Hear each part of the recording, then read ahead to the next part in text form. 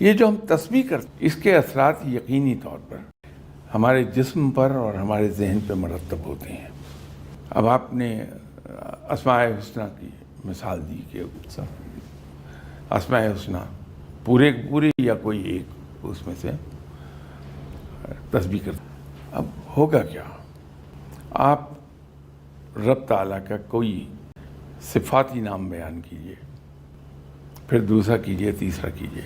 آپ دیکھیں گے کہ ہر مرتبہ ہر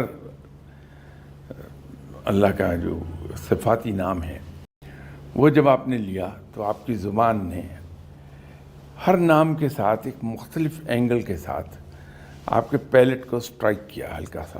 وہاں پر لہریں پیدا ہوتی ہیں، وائبریشنز. اور انسانی جسم میں زبان سے بھی زیادہ سینسیٹیو ایریا اس کا پیلٹ ہے. تو پیلٹ ان وائبریشنز کو ٹرانسفر کر دیتا ہے مائنڈ کو. اب وہ جو نام ہے اس طرح جب ہم پکار رہے ہیں رب کو، سر ایسے ایک ایگزامپل دے رہا ہوں سر، یا سمد.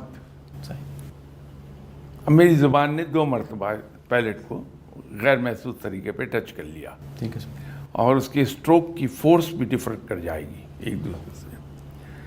اب وہ میرے برین کے وہ سیلز ایکٹیویٹ ہو جائیں گے اس سے، جو مجھے تنہائی میں لے جائیں گے. ایسے ہی ہم اللہ پہ اب اس کی جگہ ہم جب اس کو ریپیٹ کرتے ہیں اللہ اللہ اللہ اللہ اللہ، اب یہ بار بار بالکل اینڈ پر جا کے اسٹروک لگ رہا ہے. اسے برین ایکٹیویٹ ہو جائے گا کہ یہ لوگ جو اس میں ذات کا ورد کرتے ہیں انتہائی ذہین ہوتے ہیں. او یس، بڑے معاملہ فہم نکلیں گے وہ، اس لیے کہ ان کے برین کے یہ فرنٹل پارٹ جہاں ہماری یادداشت ہوتی، شارٹ ٹرم میموری، اس کے پیچھے جو اسپیچ سینٹر ہے اس کے ان دونوں کے درمیان میں جو سیلز ہیں وہ ایکٹیویٹ ہو جاتے ہیں. نتیجہ یہ ایک وضاحت آتی ہے.